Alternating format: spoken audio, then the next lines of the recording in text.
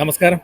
ഈ ആഴ്ച ഇറങ്ങുന്ന സിനിമകളിൽ ഏറ്റവും ആദ്യത്തെ റിവ്യൂ വരുന്നത് വെപ്പൺസിന്റെ ആയിരിക്കും. എല്ലാ ദിവസവും 7 മണിക്ക് 7 PM നിങ്ങൾക്ക് എൻ്റെ ഈ ചാനലിൽ എല്ലാ സിനിമകളുടെ റിവ്യൂ വരും. അതിൽ ആദ്യം വരുന്നത് വെപ്പൺ ആയിരിക്കും.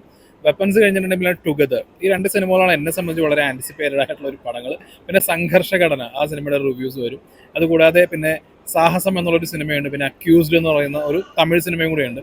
ഇത്രയും സിനിമകളാണ് ഈ ആഴ്ച കാണാൻ പ്ലാൻ ചെയ്തിരിക്കുന്നത്. ഇതിൽ ഈ വെപ്പൺസ് എന്ന് പറയുന്നത് എന്നെ സംബന്ധിച്ച് വളരെ ആൻറ്റിസിപ്പേറ്റഡ് ആയിട്ടുള്ള കാരണം, ഇതിനു മുമ്പ് സാക്രഗർ എന്ന് പറയുന്ന ഡയറക്ടർ, പുള്ളി ഡയറക്ട് ചെയ്തിരിക്കുന്ന ബാർബേറിയൻ എന്നുള്ള സിനിമയാണ്. എനിക്ക് ആ സിനിമയുടെ മൂഡ് സെറ്റിംഗ്, ആ കഥ പറഞ്ഞിരിക്കുന്ന രീതി, എൻ്റെ വൺ ഓഫ് ദ ഫേവറേറ്റ് ഫിലിംസിൽ ഒന്നാണ് ഈ ബാർബേറിയൻ എന്ന് പറയുന്നത്. പുള്ളിയുടെ തന്നെ ഡയറക്ടോറിയലായിട്ടുള്ള അടുത്ത പടം വെപ്പൺസ്. അപ്പോൾ ഈ വെപ്പൺസിന് അത്യാവശ്യം, അതായത് റിലീസ് ആവുന്നതിന് മുമ്പ് തന്നെ നല്ല റിവ്യൂ, റോട്ടൺ ടൊമാറ്റോസ് ഒക്കെ ഫോളോ ചെയ്യുന്നവരാണെന്നുണ്ടെങ്കിൽ ഫ്രഷ് റേറ്റിംഗ് ആയി കിട്ടിയിരിക്കുന്ന നല്ല റിവ്യൂ ഉള്ള സിനിമയായിരുന്നു. ഇപ്പോൾ ഞാനിവിടെ ഫോറം മോളിൽ പടം കണ്ടു കഴിഞ്ഞ് ഇറങ്ങി.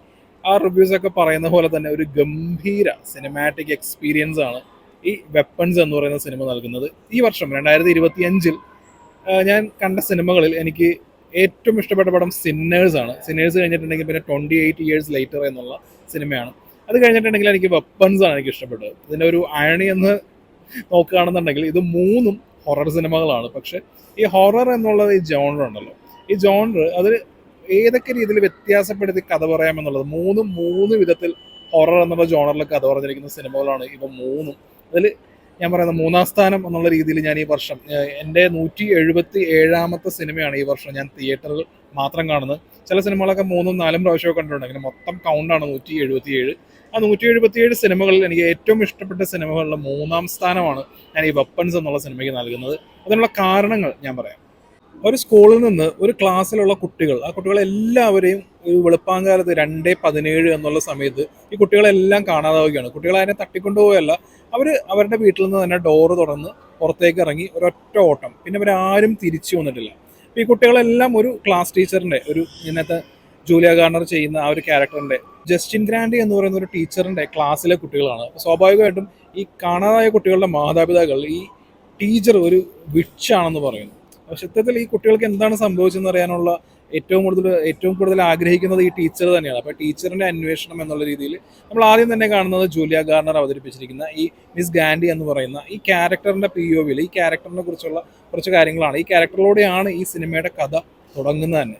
അത് കഴിഞ്ഞ പിന്നെ നമ്മൾ കാണുന്നത് ജോഷ് ബ്രോലിന്റെ ആർച്ചർ എന്ന് പറയുന്ന ഒരു ക്യാരക്ടറാണ്. ഈ ക്യാരക്ടറിന്റെ കാര്യം പറയുകയാണെന്നുണ്ടെങ്കിൽ ഈ ക്യാരക്ടറിന്റെ മകനാണ് കാണാതായിരിക്കുന്നത്. ആദ്യം ടീച്ചറിനെ പഴി പറയുകയും കാര്യങ്ങളൊക്കെ ചെയ്യുമെന്നുണ്ടെങ്കിൽ പിന്നെ ഈ മിസ്റ്ററി എന്താണ് എന്ന് അറിയാൻ വേണ്ടിയിട്ടുള്ള പുള്ളിയുടെ ആ ഒരു അന്വേഷണം കണ്ടെത്തുന്ന രീതി, ഈ രീതികളൊക്കെയാണ് ജോഷ് ബ്രോളിന്റെ ക്യാരക്ടറോടെ പോകുന്നത്. പിന്നെ പുള്ളിയെ നമുക്കറിയാമല്ലോ, മാരക സ്ക്രീൻ പ്രസൻസ് ആണ്. പുള്ളിയുടെ പെർഫോമൻസും കിഡിലനായിരുന്നു. പിന്നെ മൂന്നാമത്തെ ക്യാരക്ടറായിട്ട് നമ്മുടെ മുമ്പിൽ തരുന്ന ആൽഡൻ എഹ്റൻറിച്ച് ആണ്. അപ്പോൾ ഇതൊരു പോലീസ് ക്യാരക്ടറാണ്. ഈ പോലീസ് ക്യാരക്ടറിന്റെ വ്യക്തിജീവിതവും പിന്നെ ഈ പ്രൊഫഷണൽ ലൈഫും ഈ ഒരു മിസ്റ്ററിയിലേക്ക് എങ്ങനെയൊക്കെയാണ് കണക്ട് ചെയ്തിരിക്കുന്നത് എന്നുള്ള രീതിയാണ് പറയുന്നത്. ഈ പോൾ എന്ന് പറയുന്ന പോലീസ് ക്യാരക്ടർ, ഗാൻഡി എന്നുള്ള ടീച്ചറായിട്ടുള്ള അവർ തമ്മിലുള്ള റിലേഷൻഷിപ്പ്, പിന്നെ പുള്ളിയുടെ ആ ഒരു ക്യാരക്ടറിലൂടെ തന്നെയാണ് നമ്മുടെ നാലാമത്തെ ക്യാരക്ടർ എന്ന് പറയുന്നത് ജെയിംസ് എന്ന് പറയുന്ന ഒരു ക്യാരക്ടറാണ്. ഈ ജെയിംസ് എന്ന് പറയുന്ന ക്യാരക്ടർ പുള്ളി ഒരു ഡ്രഗ് അഡിക്റ്റ് ആണ്. അപ്പോൾ ഡ്രഗ് അഡിക്റ്റ് ആയിട്ടുള്ള ഒരു വീട്ടിൽ കയറി മോഷണമൊക്കെ ചെയ്യുന്ന പോലുള്ള ഒരു ചെറിയ ക്യാരക്ടർ. അപ്പോൾ ഈ ഡ്രഗ് അഡിക്റ്റ് ആയിട്ടുള്ള ഈ ക്യാരക്ടർ, ഈ പോലീസ് ക്യാരക്ടർ, ഇവരെല്ലാം എങ്ങനെയാണ് ഈ മിസ്റ്ററിയുടെ ഇടയിലേക്ക് വരുന്നത്, ഇവരെങ്ങനെയാണ് ഈ മിസ്റ്ററി സോൾവ് ചെയ്യുന്നത് തുടങ്ങിയ കാര്യങ്ങളാണ്. ഇതിനിടയിലേക്ക് പ്രിൻസിപ്പളിന്റെ ക്യാരക്ടർ, ഒരു കുട്ടിയുടെ കഥ, ഇങ്ങനെ ഈ 6 മെയിൻ ക്യാരക്ടേഴ്സിന്റെ കഥ എല്ലാം പറഞ്ഞു കഴിയുന്നതോടുകൂടിയാണ് സിനിമയുടെ ഫൈനൽ ആക്ടിലേക്ക് സിനിമ നടക്കുന്നത്. അപ്പോൾ ഞാൻ പറഞ്ഞ പോലെ 6 ക്യാരക്ടർ, ഇവർക്കിടയിൽ നടന്ന കാര്യങ്ങൾ പരസ്പരം എങ്ങനെ കണക്ട് ആവുന്നു എന്നുള്ള കാര്യം. ഏകദേശം 2 മണിക്കൂറുണ്ട് ഈ സിനിമ. ഈ 2 മണിക്കൂറിൽ എവിടെയും ബോറടിപ്പിക്കാതെ നല്ല ഗ്രിപ്പിംഗ് ആയി, എൻഗേജിങ് ആയാണ് ഈ സിനിമ മുമ്പോട്ട് പോകുന്നത്. ഈ സിനിമയുടെ ഒരു മിസ്റ്ററി പ്ലസ് ഹൊറർ എന്നുള്ളൊരു മൂഡ്, ആ മൂഡിന് പറ്റിയ രീതിയിലുള്ള അതിൻ്റെ ഒരു ഛായാഗ്രഹണം, അതിൻ്റെ കളർ ഗ്രേഡിങ്, പിന്നെ ഇതിൻ്റെ സൗണ്ട് മിക്സിങ് എടുത്ത് പറയേണ്ടതാണ്. നിങ്ങളുടെ അടുത്ത് ഏറ്റവും നല്ലൊരു തിയേറ്ററിൽ റിലീസ് ആയിട്ടുണ്ടെന്നുണ്ടെങ്കിൽ അവിടെ തന്നെ കാണേണ്ട സിനിമയാണ്. കാരണം ഇതിൻ്റെ സൗണ്ട് ഡിസൈൻ അത്ര അടിപൊളിയാണ്. ഇതിൻ്റെ സൗണ്ട് ഡിസൈൻ ആ രീതിയിലാണ് അവർ ചെയ്തിരിക്കുന്നത്. ഒരു മിസ്റ്ററി പ്ലസ് ഹൊറർ മൂഡ് സിനിമയുടെ മൊത്തത്തിൽ നൽകാനായിട്ട് ഇതിൻ്റെ ഈ മൊത്തത്തിലുള്ള ടെക്നിക്കലായിട്ടുള്ള ആ ഒരു സംഭവങ്ങളെല്ലാം ടെക്നിക്കലി വളരെ സൗണ്ടായിട്ടുള്ള ഒരു സിനിമയാണ് എന്നൂടെ പറയാം.